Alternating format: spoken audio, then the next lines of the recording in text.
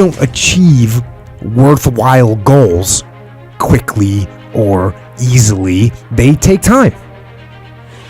They take struggle. They take relentless pursuit day in and day out. That's what it takes. But also, things don't usually fall apart quickly either. At least at first, it's a slow process. A little slip here, a little setback over there, a little wearing down of discipline and will over time. That's the thing. Success and failure are generally slow processes. Either slowly building things up or gradually tearing them down. And that's why I say you've got to pay attention. You have to watch. You have to watch every single second. Because those seconds, they turn into minutes. And minutes turn into hours, and hours turn into days, and days turn into years. And so, that second that just went by, that counted. And so did that second. And so did that one. And in those precious seconds, you were either building or you were decaying. You were either gaining ground or you were losing ground in that second and in every second. Every second counts. So make every second count. Should be afraid of taking risks and pursuing something new.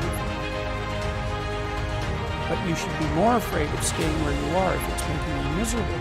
It's like the first thing you want to do is dispense with the idea that you get to have any permanent security outside of your ability to contend and adapt. It's the same issue with children. It's like you're paying a price by sitting there being miserable. And you might say, well, the devil I know is better than the one I don't. It's like, don't be so sure of that. The clock is ticking. Yeah. And if you're miserable in your job now and you change nothing, in 5 years you'll be much more miserable and you'll be a lot older. It's a luxury to pursue what makes you happy. It's a moral obligation to pursue what you find meaningful. And that doesn't mean it's easy. You know, if you take people, and I've told you this, and you expose them voluntarily to things that they are avoiding and are afraid of, you know, that they know they need to overcome in order to meet their goals, their self-defined goals. If you can teach people to stand up in the face of the things they're afraid of, they get stronger. And you don't know what the upper limits to that are, because you might ask yourself, like, if for 10 years, if you didn't avoid doing what you knew you needed to do, by your own definitions, right, within the value structure that you've created, to the degree that you've done that, what would you be like? Well, you know, there are remarkable people who come into the world from time to time, and there are people who do find out over decades-long periods what they could be like if they were who they were, if they spoke their being forward. And they get stronger and stronger and stronger, and we don't know the limits to that. We do not know the limits to that. I wish I had not waited 14 years. Somebody said if you want to lose something, lose money. You can get that back. 8 out of 10 millionaires have been financially bankrupt. Walt Disney filed bankruptcy 7 times and had 2 nervous breakdowns. But don't lose time. There were 14 years I sat on the sideline. 14 years I said, I don't have an investor in me like Tony Robbins. 14 years that said, I don't have an MBA or a PhD, and I can't compete with these guys. I have the complexion of rejection.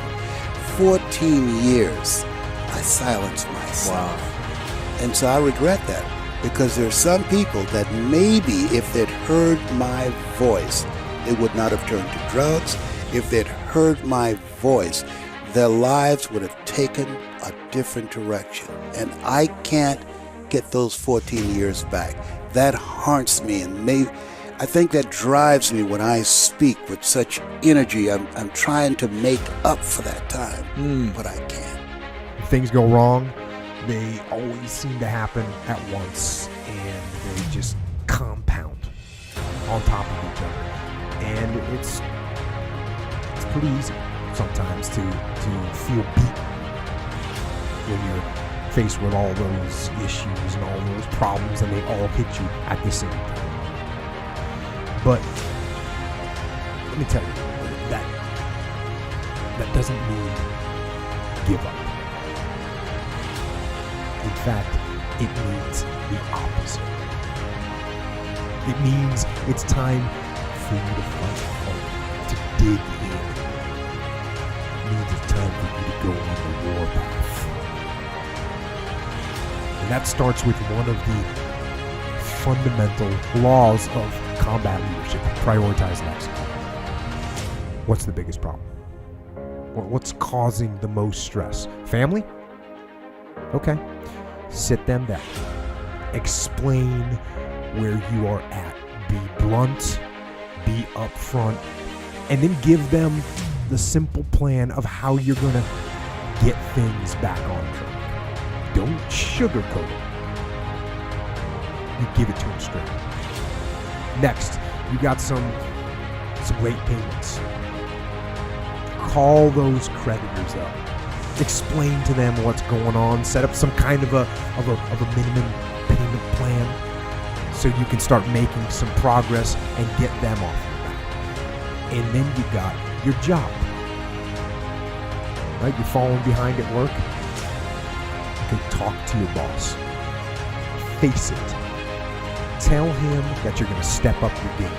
Tell him you're going to be at work early, you're going to be at work late, you're going to be at work during lunch, you're going to be wherever you need to be whenever he needs you to be there. Tell him you're going to get after it. And tell him that you're 100% committed to supporting him and the company and the mission. And then you get started. And I'm going to tell you right now, it won't be easy. It will be hard because life is hard. That's what life is. And these challenges that you face, they're going to do their best to take you down.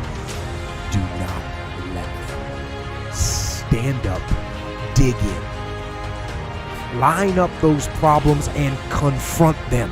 Face them. Fight them. Do not let them bring you down. In fact, let those challenges raise you up. Let them elevate you. Let their demands and their trials make you stronger. Let the adversity you face today turn you into a better person tomorrow. So in the future, you look back at these struggles and you say to them, you made me better. It's all back down to a very primitive mindset of we just have to do. It's like breathing. Breathing becomes normal. We don't know that we're doing it. That's how you have to live your life. When that alarm clock goes off at 4 or 5 in the morning, your mind says no. You just say, this is what we do. It's what we do now. Because to get to where you want to go, the amount of pain involved, I'm not saying physical, I'm not saying you got to break yourself off. The amount of mental pain of how many times you're going to have to do something that you don't want to do to get to where you want to go is going to be, there's going to be more times you do something that you don't want to do. That's your new norm. So then it's like breathing. And then once you do this over and over and over again, it becomes like breathing. I don't want to live this lifestyle, but to get to the other side of this, I have to.